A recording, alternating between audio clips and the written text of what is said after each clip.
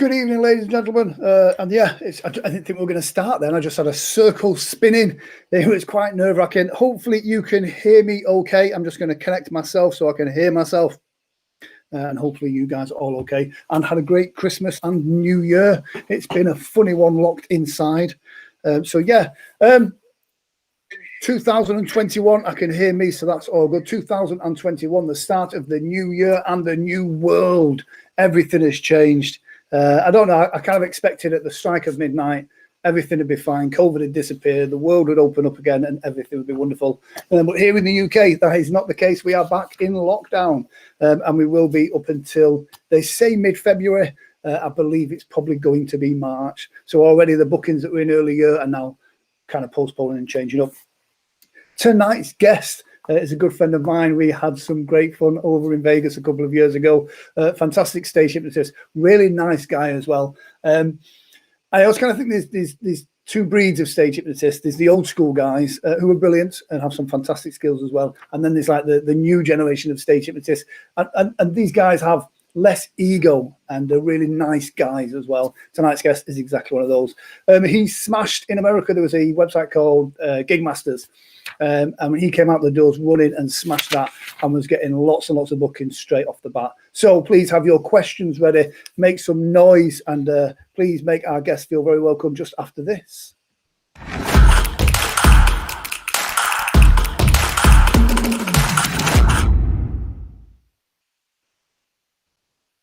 Please make some noise for the one, the only, Mr. Jonathan Yeager. Hello, how are you? Yay! Okay, just about. Yes, it worked. So far, so good. We're doing all right. We are just about. I know in a few moments ago when we were kind of setting up the tech side, it gets a bit nervous, but every week there's something yep. Unique and different to it. So first things first, how are you? Happy New Year, first of all, but how are you? How's the family? How are things going? Things are well. I mean, about as well as you can expect it to be with everything burning down around you. So yeah, I mean, show-wise, it's one thing, but and I don't know whereabouts you are in America, but from what we've seen on the media on this side, it's a bit crazy at the moment.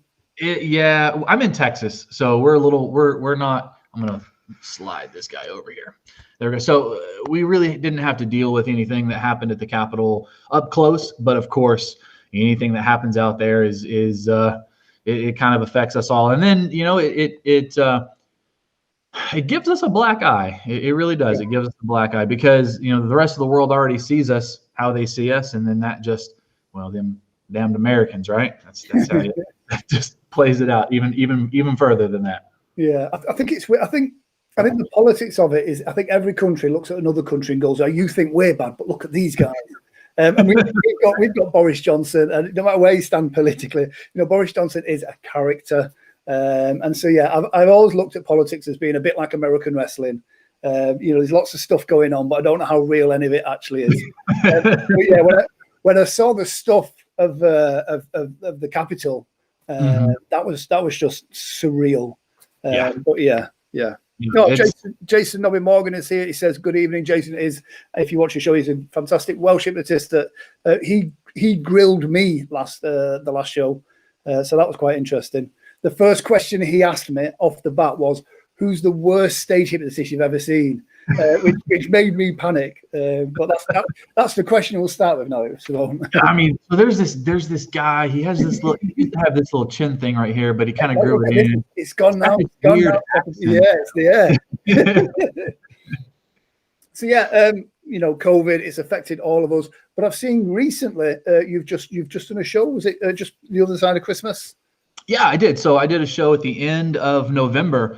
And funny enough, if anybody follows, ESPN or SportsCenter or any news outlet, in August of 2018, I did a show for the University of Texas football team, and that went viral. I mean, absolutely everywhere. It blew up. Andy, who we hung out with in Vegas, messaged me on Facebook out from Australia and said that I was on the news. I made the Australian news. Nice. So it went worldwide. But from that broadcast on ESPN, SportsCenter, and 100 other media outlets, I picked up 25 or 30 other shows. And then from one of those shows, I picked up the show that I did in November. See, so that's where I tied it all together. So I did a show for a local fire department last year. There was for their awards banquet, and then one of the firemen was married to a police officer, and then the police wanted me to come out and do an awards banquet for them. No. So that's how that kind of worked out. So yeah, I did an awards banquet for the police department. Absolutely amazing. Probably one of the best shows that I've done, definitely for 2020, but probably one of the best shows that I've done recent. I would say in the last couple of years. Nice. Just amazing energy, amazing crowd. I had a guy on stage. He was stuffing his pants with tissue paper. Right? He thought that the Kleenex box was a $100 bill dispenser, and so he was stuffing his pants as fast as he could. Well, his pants were tight. And he busted the seam on his pants halfway down his leg. Wow. Oh, it was hysterical. The whole room lost it. And, of course I'm pretty good at ad-libbing. I threw out there, I'm glad you decided not to go commando today. And the room lost it. It was great. I'm a big believer in that's where the magic of the show is. It's those little unique moments that make it kind of extra special. But it's great what you said there about how that chain works. You do one good show, which then recommends another show, which then recommends other shows, and I think that's the way that it really should work. It's nothing advertises stage hypnosis better than seeing a good stage hypnosis show. So that's why kind of raising everybody's profile makes everybody do well. Whereas it kind of used to be dog eat dog, and if you were working and I weren't working, then you've stolen a job from me. Whereas the reality is, if we're all doing a good job, more people will go and see stage hypnotists. Got a couple of comments here. So Jason Simmons says, good evening. Good evening, Jason. Happy New Year to you too as well.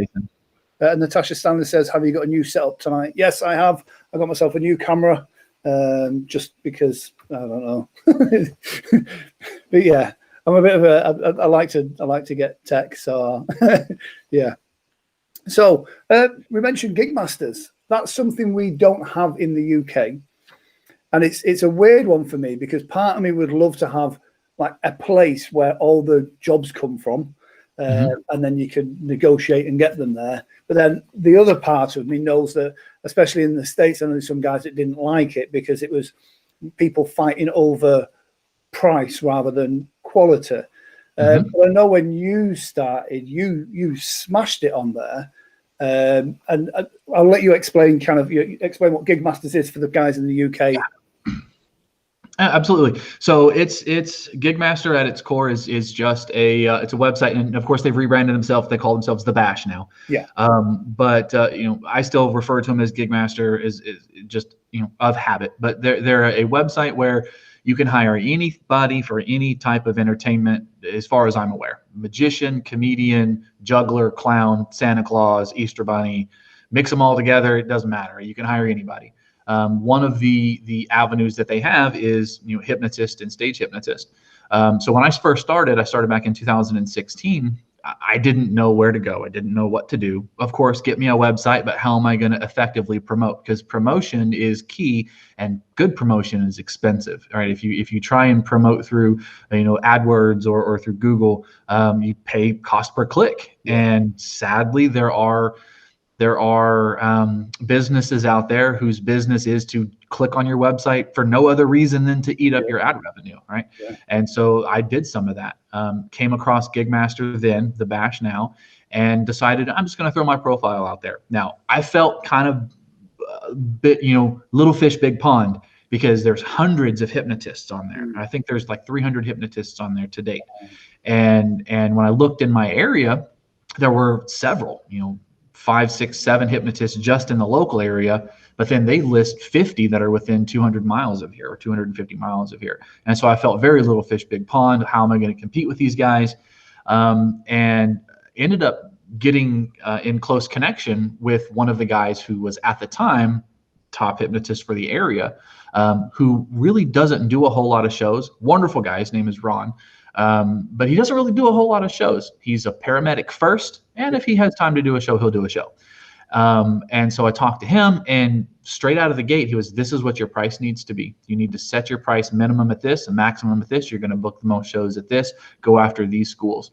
And he really set me on that course, which is different in what you had explained. Is the hypnotist community is a very dog eat dog type world. It is a, you're not going to take my gig because now I'm not working, right? And there's still a lot of that mentality and mindset out there. So it was really refreshing to be able to talk to him, and I'm in his backyard. I'm brand new. I'm going to be taking gigs, but he's setting me up. And the reason he did that is he didn't want me coming in and getting a $500 gig. I'm brand new. If you paid me $500 for an hour's worth of work, I would have been ecstatic and wouldn't have known the difference, right? So I came in and I set my first gig at $12.50. I thought that was too high. The school absolutely loved it. I've been with them for 6 years now.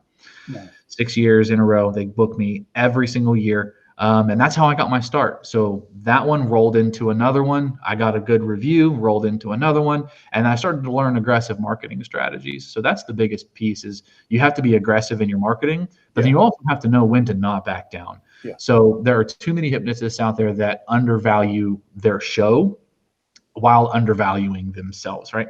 I'm not going to name any of the ones that I know by name, but there is a certain hypnotist that will travel all over the country, all over the United States for a $500 gig. Wow. That includes his travel costs. Wow. So he's literally making $0. If it costs him $600 to fly out and do the show, he'll fly out and do the show just because, oh, I've never been to that city before. I'll pay $100 to go to that city, and he'll come do the show. I get it, right? It's cool to travel, but it's a lot cooler to make money. And that's where it's tough. So I've had to learn to separate myself from that. And it's really big whenever you talk to a client and you let them know, sure, you can get a $500 hypnotist.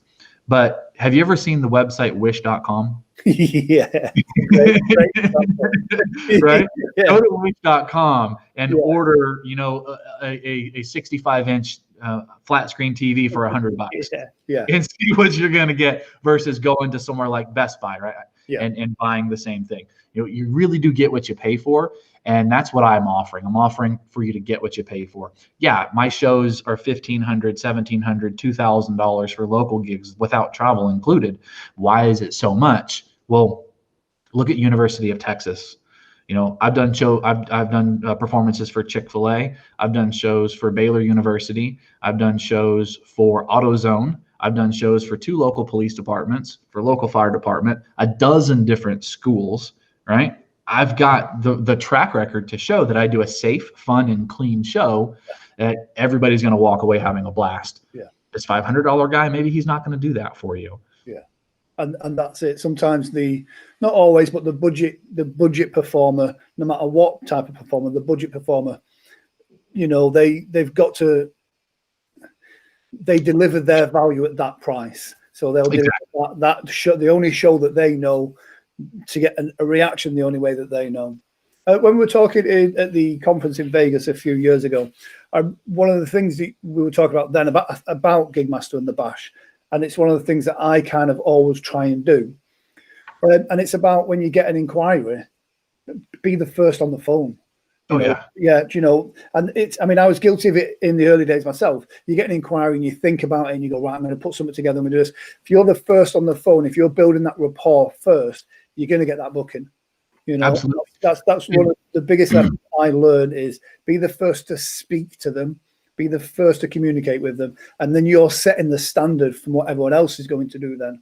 And we live in a world now where it's so easy to kind of live on social media messages or emails and hide behind it, whereas that conversation is a real way of connecting with them. So I attribute most of my success, especially early on and even today, to as my wife points to her, being that first contact. And it's not the first email, it's not the first text message, it's the first phone call, and not even the first voicemail, right? Yeah. All that stuff is secondary. It's the first to actually speak on the phone to somebody. Yeah. I don't care what you send a request in for through the Bash, because I get requests for comedians, magicians, variety entertainers, hypnotists, stage hypnotists, clowns. I just throw it out there because you never know. I've had so many options or opportunity, or so many bookings come from calling somebody that wants a magician Yeah. Oh, I never thought about a hypnotist. That would be a lot of fun. Like, yeah, it's like magic, but for your mind. Yeah. And spin it that way. And I literally, 2020 has been the exception because the number of bookings has dropped off dramatically. Yeah. But I will literally get an alert on my phone. I don't even read it. I literally open the website so I can get the customer's phone number. And before I can get the customer's phone number, I have to send them something. So I send them my generic, hey, I'm going to call you type message, right? But I look at where's the show, what's the date, how many people. I don't care what you're looking for. Where's the show, what's the date, how many people. And then with those three things, I already know what I'm going to charge you. So I'm going to charge you for a local show, it's $1,500 to $2,000, depending on the number of people, right? Sometimes more if it's a corporate gig, and I can recognize a corporate email address, right? Then I'm gonna get them for a little bit more. If I'm traveling to Nebraska, I know that it costs me to fly Southwest Airlines from Love Field to Nebraska, cost me $125, $200 round trip. I want to make $1,500. That's $1,700. Give me $50 for a car. That's $1,750. Give me another $100 for a hotel. I'll be all in at $1,850. Yeah. I know that without having to think about it, right? I know that it costs me. Yeah, go ahead. I was going to say, and that's the business of stage hypnosis. There's so many people that come into this industry that kind of, and I suppose it's the same with singers. They fall in love with the idea of being a performer. But don't know what their bottom line is, don't know what their break even is, don't know what their costs are. And then, like you say, they end up pricing themselves out, kind of, they're going out cheap and they're busy, but they're not making any money. Yep, exactly. Yeah, exactly. So I know what it costs for me to fly just about anywhere in the country. I know I can get East Coast, West Coast, Midwest, and North. I know what those costs are. So when I get that request in, I can be the first to send the request or send the reply. I can be the first to call. And then while we're on the phone, if I'm talking to somebody and something changes, I can change that real quick. It's not a big deal. Yeah. And it's not that by having those numbers ready, it exudes that professionalism as well, especially if you're dealing with corporates, when they know that you know your numbers rather than the whole, just put my finger in the air and guess a figure.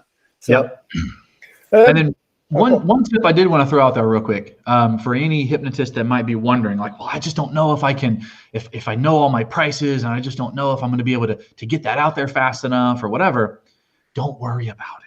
Don't worry about it. Get your bottom price out there. Get your bottom price out there and then make it up on what are called add-ons. I charge $300 to bring my own sound. It doesn't cost me $300 to bring my own sound. I fly with it for free. So it costs me nothing to bring my own sound except for the time that I have to take to carry it. Yeah. But now I've just made an extra $300.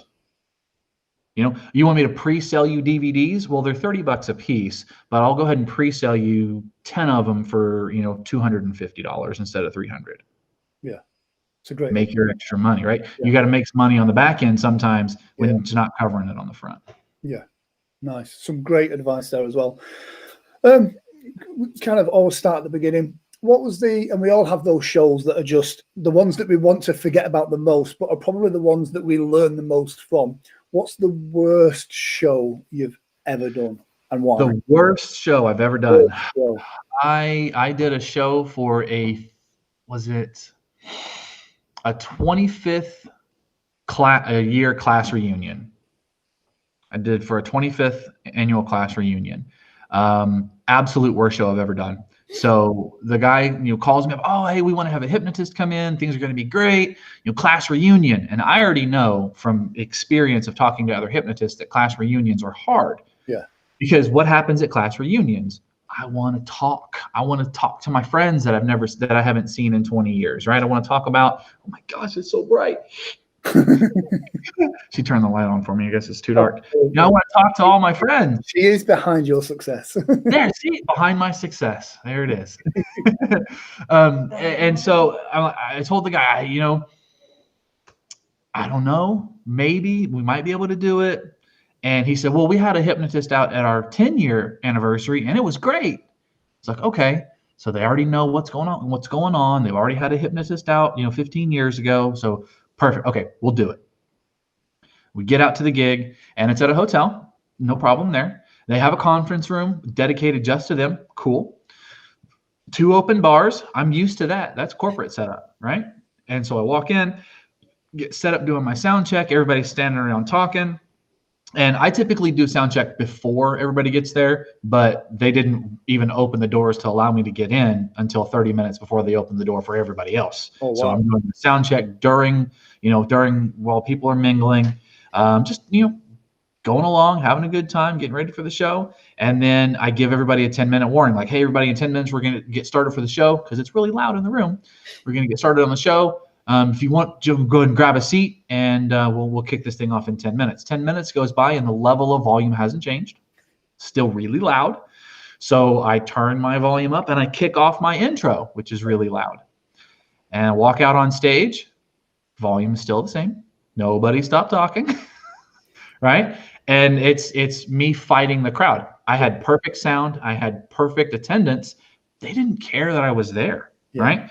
And so I finally got them to, hush a little. If you don't want to watch the show, that's fine. There's a lounge right outside those doors. Go sit and talk. There's another bar. It's open. Go. All right, get away. Let people watch the show. Some people did. Most people didn't. But I got people quiet enough. And all right, let's continue on with the show. Got my volunteers up on stage, and the volume just kept. Okay, guys, we gotta quiet it down. And then I ended up losing volunteers because it was so loud that they just couldn't focus. I got into my first skit, and of course the volume starts raising back up, and people are heckling back and forth, and nobody's paying attention. And at that point, I just walked over my volunteers, tapped them on the forehead, said, all right, eyes open, feeling wonderful, dismissed them out to the audience. I said, thank you guys so much for having me out. I understand that you guys haven't seen each other in a while, but you guys are more interested in chatting with each other than watching the show. Have a great day. And I walked off, and that was it. And my show didn't happen because the audience, they didn't care. I still got paid. Yeah. So it was nothing off my back. You didn't want to pay attention to the show. And the guy that booked me, of course, hemmed and hawed and balked about it. But the lady that ended up paying me, she understood. She said, hey, I totally understand, and I'm so sorry, and we thought it was going to be better. But yeah, so that's probably the worst show that I've had, because I felt terrible. But at the end of the day, I did everything that I could. I did everything right. There was nothing else that I could have done. The audience just wasn't having it. Yeah. And I think sometimes I've had a show like that, and at the moment you do just want the earth to open up and so you can disappear into it. But afterwards, when you know that you've done everything you could have done, and you know that you've still got paid, and nobody died, you do that type of show, it doesn't work, and you come away thinking, well, it can never be as bad as that. So yeah Right. So that's the worst show. What's the best show, whether it be venue, prestige, reactions? What's the show that when you think about performing is the one that always puts a smile on your face? My UT show was just amazing. I absolutely loved that show, and it was such a good surprise at the end. It was very daunting going in because I record everything. Absolutely everything, even if it's just for insurance, I record it all. And so I'm in talks with one of the coaches about coming out and doing the show. And then here's the contract. Let's get it all signed. Perfect. Well, then I get a call from their media department. Oh, you can't record the show. Yeah. Well, I have to have it for insurance purposes, right? And it says, okay, we understand that, but you can't record the show. If you need to have it recorded, you need to sign this non-disclosure agreement, and then we'll bring somebody in from our media department to record it. Yeah. That sucks. I'm working with the UT football team. I want to show people, but okay, I get it. I understand. And then when I get there, they've got this huge camera set up, this non-disclosure agreement that's very, very airtight, in perpetuity throughout the universe, that I can't share this footage, right? And so I'm really bummed. I'm sitting on stage, and I take a quick picture real quick and send it to my wife that shows all the chairs with the UT logo and whatnot. That shows that I'm in the war room, right? But I can't share it with anybody. And I do the show, and everything's great, and I leave. And then the next day, I get a text message from one of the head coaches that, hey, this is what our media department has put together. We're going to put it out on Twitter. What do you think? I was like, oh, cool. Nice. And then they put it on Twitter, and now it has over 10 million views. So that one always just, I love it, right? Yeah. Prestige. I mean, that's performance, prestige. That hits the bar on every note. And it wasn't a big show. I mean, it was the football team. You know, think of an American football team. You know, 100, maybe 125 total in the room. There wasn't that many people. Biggest show I've done was 2,000. A show for 2,000 people, which was nervous. But once you get on stage and you feel the energy of 2,000 people screaming and laughing, and it just drives you wild. I remember the first big show I did, and because you've got the prestige, because you've got the big stage, when you feel that energy and everyone's kind of feeding off it, it's unbelievable. But by the same rule, the intimate shows as well, where you can see the whites of their eyes and you're there with them. I think is where hypnosis is the best. Because absolutely. More people know the people on stage. When you get the big theaters or the big shows, people don't know the people on stage, and I think it's always funnier if you kind of know them as well. Yep, and that's one of the things that I took from one of my mentors is when I have people come up on stage, don't point at your friend and tell them, oh, you'd be great. Just grab them by the hand and bring them up. The show's 10 times funnier when you or somebody you know is up on stage, and it really is. That would be that sounds like a familiar line. It does, doesn't it? Yeah. I'm trying to get him on the show. He did say he was going to come on, but then I think he changed his mind. That'd be an amazing show to watch. I'd love that. It really would. So I'll have to convince him. I'll call him when we're done here. I'll tell him he needs to get his butt on here. It does, because it's, we've got like a broad spectrum of people that have been on the show, and everyone adds some real value to it. And the series would not be the series without him on, if you know what I mean. Oh yeah. So I mean, it has to be. So if I have to buy him sushi, then I'll buy him sushi. So yeah. Vegas. I mean, we mentioned Vegas at the conference. I'll just bring this up here. Look at man. Guys. That's it. Yeah, that was a nice limo drive, was that? It was, and it was a free limo ride at that. Free? Yes. It was free. It was free at the time. Yeah. I must admit, when everyone else says to me, "What's the best steak you've ever had in the world?" I always mention that night. That night, steak. Was that the best one, or was it the most expensive one? I can't remember. Yeah, it was definitely there as being one of the most expensive. Poor Andy didn't ask before he ordered the steak and lobster. Yeah. Bless him. But yeah, that was definitely try there again. So yeah, so it threw me a little bit at that. Just don't take him for a steak in Vegas. There you go. You see. So one of the things that I kind of ask people, I get what the future of stage hypnosis and where it is. You mentioned then about a viral video on Twitter. How important do you think Twitter, YouTube, TikTok, the likes of that is for stage hypnosis? I'll tell you what I was against TikTok. I couldn't see how you could monetize that or how it would benefit stage hypnotists. Since then, and doing this show, I've spoke to a few people who say it's essential. It's a great way of reaching people that wouldn't necessarily know what stage hypnosis is. So yeah, what are your thoughts? What are you like on social media, YouTube, etc.? I understand the importance of social media across all platforms: YouTube, Facebook, Twitter, Insta, Face, Ubook thing, right? I understand the importance, right? Yeah.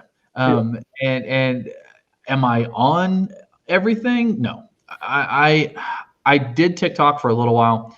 I think I posted 4 or 5 clips. One of them's got like 13 or 14,000 views, which I know is not a whole lot, but 14,000 views on the video at the time, it's not bad. Yeah. But I haven't really done anything with it.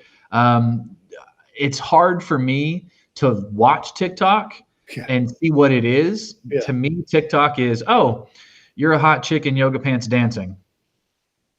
I'm not, so I can't, it's hard for me to relate how I can put my content on TikTok. Now, I know that it's much more than that. It's grown much broader than that. But 90% of what I'm seeing on TikTok is lip sync this video, dance to this video, do something stupid and hurt yourself, right? And so it's hard for me to see where stage hypnotism can really pull into that. but I do recognize that it is a platform to reach folks that may not have, ever thought about it before. Weirdly, I mean, I think all social media starts off like that. Like Facebook, I remember, without sounding like old, but I remember when young people were on the Facebook, and I was thinking I would never do anything like that. It's a big part of my life now. And a lot of these platforms start as one thing and evolve into something else. Yep. But I thought it was really interesting, and it's probably a stroke of genius. I don't know, but I always joke about it. But I've actually seen that there's a hypnotist now, quite a well-known hypnotist, that set up an OnlyFans page. Now, Okay. yeah, predominantly they're using that to sell the subscription for stage hypnosis training. Yeah. I think it's genius. I mean, yeah. But I don't know. I think when I think of OnlyFans, but it could work. Well, yeah, but I don't know if I'm ready to say, come find me on OnlyFans. I think what people would be expecting and what they would get would be two very different things. Yeah, exactly. But yeah, I love the idea of myself being an OnlyFans model. That's just, you know what I mean? That's what boxes that. We could, I don't know. Yeah. It's something we could explore. We could. And Natasha, I agree. TikTok is all about instant gratification. People just want to laugh. Yeah. We would just have to, for me personally, I would have to find a way to be able to translate what I do into that instant laughter. Yeah. Because if I'm taking just a quick 15-second clip and I'm putting it on TikTok, how do I translate the setup? Yeah. Right? How do you understand why this person is doing what it is they're doing that makes it so funny, right? Yeah. I mean, sure, you might see a guy stuffing his pants full of tissue paper and his pants tear. Why is he doing that, yeah. Right? And so that's the hard part for me to try and translate. And then also, you as the TikTok user, you don't personally know that person. Yeah. Whereas everybody that was in the audience that heckled that officer all night and called him Officer Tight Pants because his pants were so tight, and he's a rookie, right? They heckled the rookie. They know him personally, and that's now ingrained in who that person is. So they're going to get much more laughter out of that than, say, just a random person. So that's the difficult part that I have to translate. But then also, I don't want to have 100 TikToks of the same thing. So I have to figure that piece of the puzzle out. Oh, yeah, I must have. Yeah, I was about to. Yeah, I've had a couple of videos up there, but one of them has just done 30-something thousand views in 2 days, which was a bit weird. On that and the Officer Tight Pants, one of the joys of stage hypnosis as a medium of entertainment, the video that Natasha just mentioned then was some silliness, but the husband called the wife Bob. She believed his wife's name was Bob. Now that was from a show 4 or 5 years ago, and through the comments, I think the son-in-law sent me a message to say, we still to this day call my mum Bob. And that's the thing. When someone sees a good stage hypnosis show, that memory is imprinted on them. That Officer Tight Pants is going to be called Officer Tight Pants for years. That name's going to stick, and people that are in the know will always keep going with that. And that's what makes stage hypnosis so unique. Singers, comedians don't offer that same thing. If you don't know, yeah, it's interesting. So what's next for you? When's your next show? How are things opening up where you are in Texas? So Texas is unique when it comes to the rest of the country. We just kind of do our own thing. Of course, things are still shut down, and we're at I think 50% capacity on most restaurants and businesses and whatnot. So it's not as bad as some parts. Masks everywhere. But as far as what's next is in entertainment for me, the next confirmed booking that I have is not until July. Yeah. So I had one that was lined up in December, and then they had to push it, and they ended up pushing it to July. But it's okay because it's out in South Carolina, and the weather in July in South Carolina is beautiful, and it's right on the beach, and I'd much rather be on the beach in the summer than in the winter. So exactly, we'll make it work. But I've got several. I've 30 or 35 shows from last year that canceled, that had already paid their deposits, that I waived all my cancellation fees for, held their deposits, and told them, hey, book next year, and we'll, this way I don't lose it. And so we're just kind of in limbo with them. So we'll see how it happens. For us, we're day, what is it? 297 of 14 days to flatten the curve. So we'll figure it out. Yeah. I love the terminology that politicians around the world are using now, like the flatten the curves and all this stuff. I know we're just starting to roll out the vaccine over here. And I don't know how I feel about that, but I'll probably end up taking the vaccine because you've got to do it. But it's a very polarizing thing at the moment, especially in the UK. I don't know about America, how you guys are on that. But yeah, we're pretty divided, and there's no gray area. It's for or against. There's no middle ground. I'm a little on the fence about it just because the speed at which it has been developed. Yeah. Right. But then again, I think Pfizer is the one that developed the vaccine, right? Yeah. I think, yeah. And so I saw a thing that came across my Facebook. It said, Pfizer, you trust us with your penis. Trust us with the Yeah. Exactly. We have a quick clip from one of your shows. It's nice. It's edited nicely together. It shows a variety of different routines as well. And it's nice because there's some callbacks in this, which I always think are great in a stage hypnosis show. So we're just going to play this, and then I shall speak to you on the other side. Yeah. You're going to notice, you're going to realize the person that is sitting beside you, they smell like the best thing you've ever smelled in your entire life. You're around them because they smell so good. Try to pull them in close because it's fantastic. Oh my goodness. You can share. You can share. It's okay. You can share. It's so great. It's so reach out.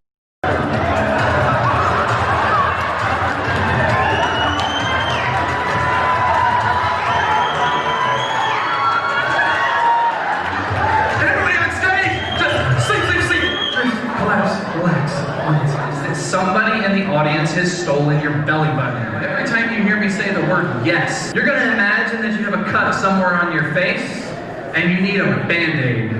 Every white piece of paper that you see on the floor on the stage in front of you is now a $100 bill. Hold on one second. You okay? Yeah.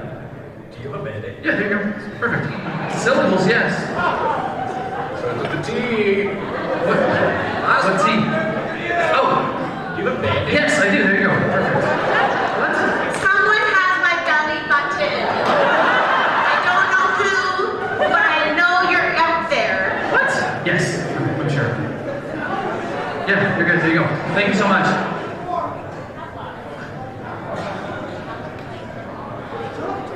What are you doing over there?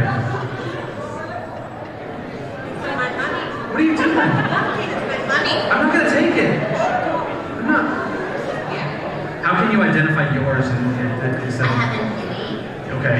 Yeah. And I'm pretty pale skin. Okay.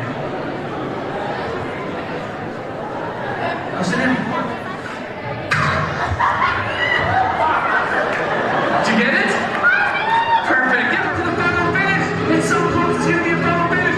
Everybody smile, smile, smile. Big smiles and sleep, sleep, sleep. Relax, relax, drink, melt.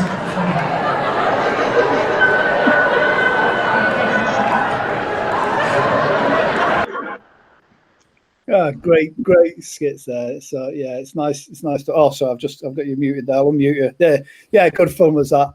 Yeah, I like the reaction of the guy in the middle at the end. That was just there.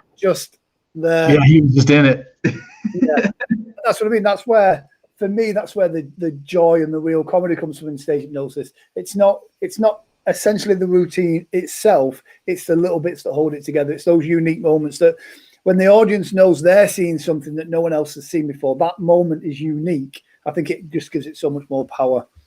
And one of the things that I've learned over the years is how to engineer chaos. Yes. You have to engineer it. So even if it looks like it's something that's never happened before, if I look like I'm genuinely shocked, I engineered that to happen because it's happened once on stage and it was brilliant. Yeah. And so I want it to happen again. And so I figured out ways to engineer it.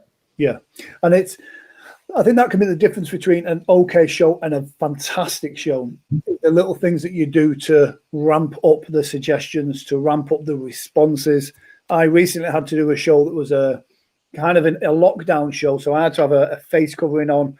I wasn't allowed to touch the volunteers in any way, shape or form, and that had an impact on what I would consider a good show. It was an okay show, whereas normally the things that I would do to ramp it up were not able to be done. So yeah, I'm not a fan of that.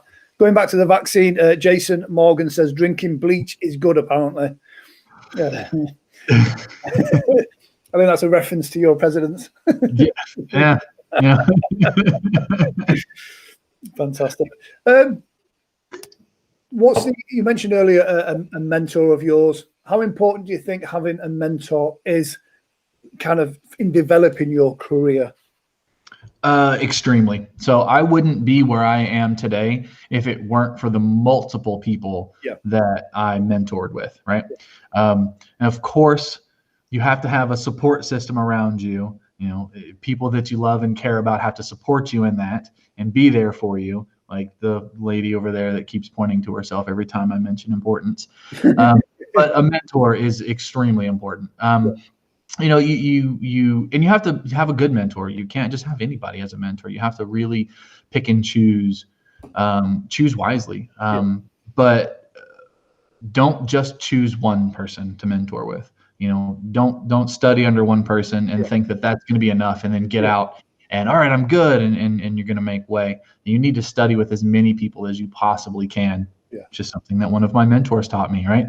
But you study with as many people as possible, because you never know what you're going to learn from somebody, right? You're going to learn great things from people, but you're also going to learn things that you shouldn't do. You're going to learn the negatives. And if that's all you learn from somebody, that's enough, right? If I take one thing that, hey, that's stupid and I'm not going to do that, that's my training is well worth it at that point. Yeah. I remember speaking to a friend of mine in Scotland who mentioned our friends' training, and he said there was one piece of advice that was worth the whole price of the course just to get that one little bit of information, and that's what you want. It's okay learning it, but once you learn it, you've got to develop it and polish it. And like you said, those mentors are the ones that can direct you. Learn everything you can from that one person, then move on to the next and learn everything you can from that person as well.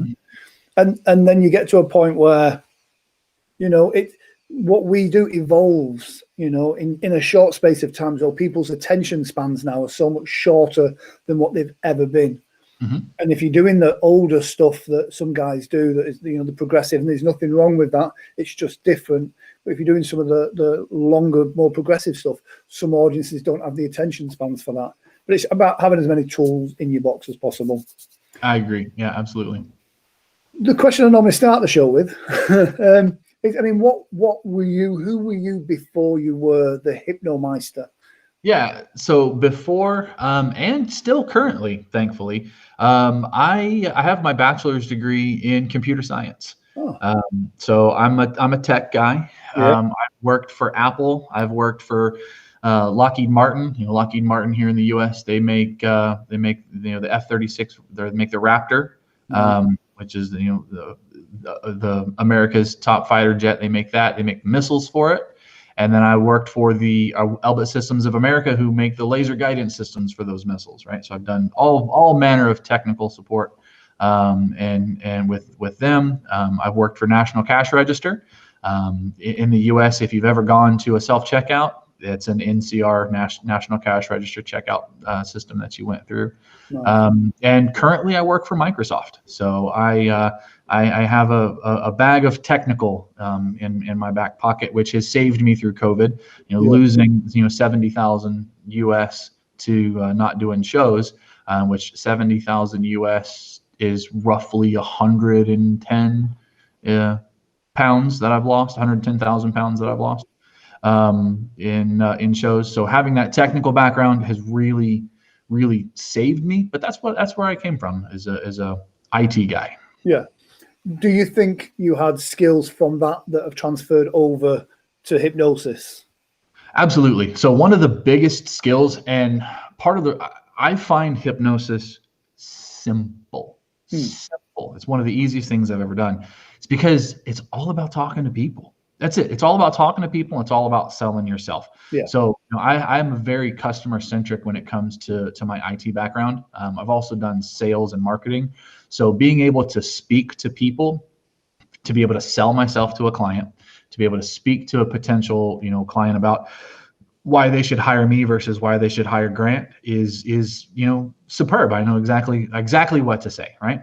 And then when it comes to the show itself, not clamming up on stage, being able to speak about myself, being able to sell myself, because that's all hypnotism is. You have to sell yourself. If you're not selling yourself, people aren't going to, they're not going to believe what you're selling. And if they're not buying it, it's not working. And so I attribute a lot of my success to being able to really speak, relate, and connect with people. So yeah. So yeah, we just got a couple of late check-ins apparently. Checking in late tonight, busy with dress designs. Lovely. And Jeff Bennett says, "Hey guys, welcome." Yeah. So you talked there about selling yourself.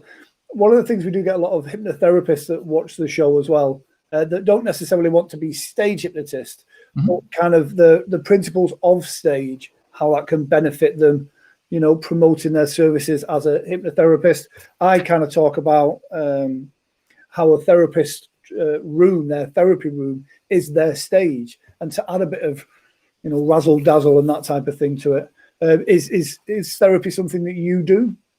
I do. So I have an office, but I don't advertise a lot for it. I have a website, and if people find me, they find me. But my home is on stage, but I see it kind of like a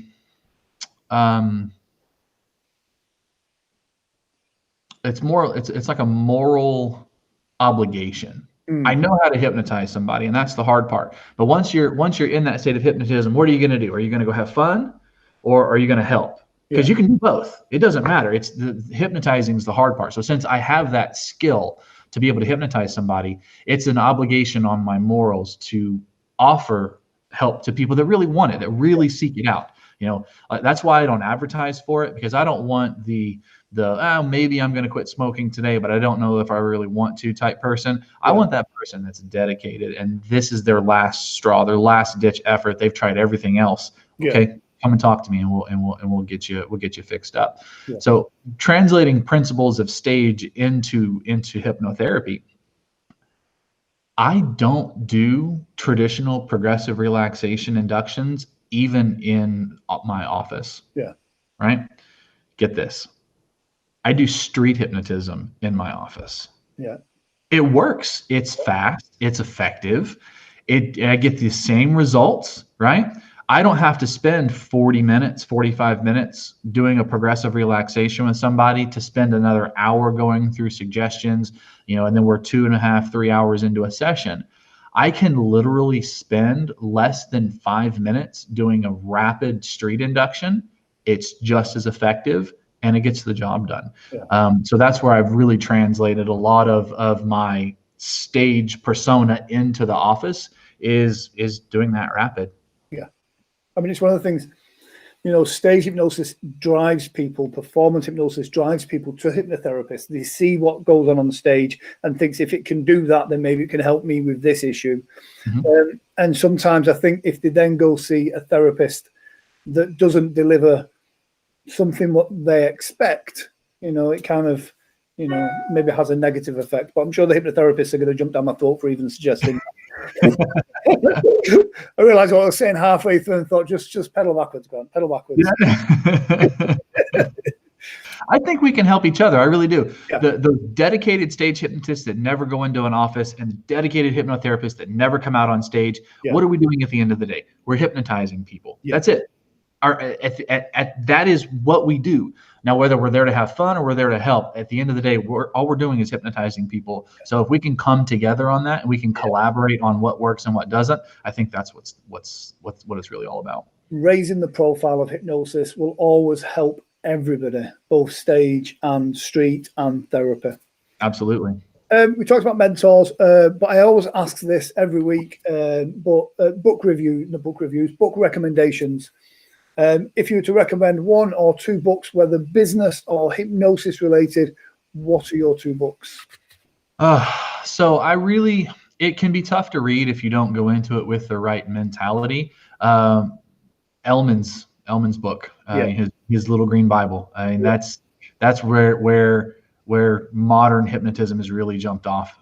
It's a great one. If you're a hypnotist and you don't have that, you're not a hypnotist. You need to have that, right? Yeah. And then past that, I've got a couple of books.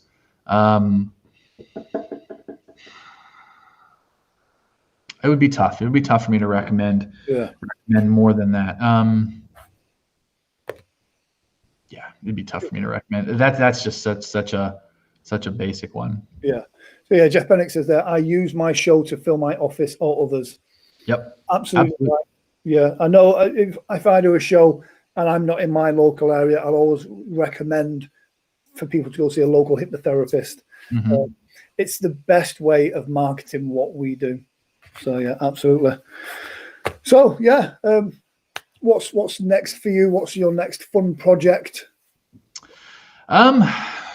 I've put hypnotism on hold, really. It's good. It's induction is constant, obviously. If they don't work, do progressive. Yeah, absolutely. I do that. And I phrase it in a way, Spencer, that it doesn't look like I'm doing an induction, right? So the rapid that I do, it's an eye lock induction where I have them hold a marker that I have, right? And then I do an eye lock induction with that. I don't call it an induction. I'd say, hey, we're going to do a depth gauge. I just want to test and see where you are mentally and physically so that I know what path we're going to go down, for our session here today. They do the instant. If they drop in the instant, I'm done. I don't have to do anything else. Yeah. If they don't, right, if I can't get the instant, then I'll go into like a Dr. Flowers induction, right? And if the Dr. Flowers induction doesn't work, I'll go into something a little more progressive. So, but it's set in a way to where if one induction fails, it doesn't look like it's a failure, because you never want to portray failure, especially in an office. You want it to look like, okay, we're going to test this out. Yeah. And then, okay, that's going to flow to this piece, and then that's going to flow to this piece. And so everything is very cohesive. Yeah. They failed it, but they don't know that they failed. Yeah.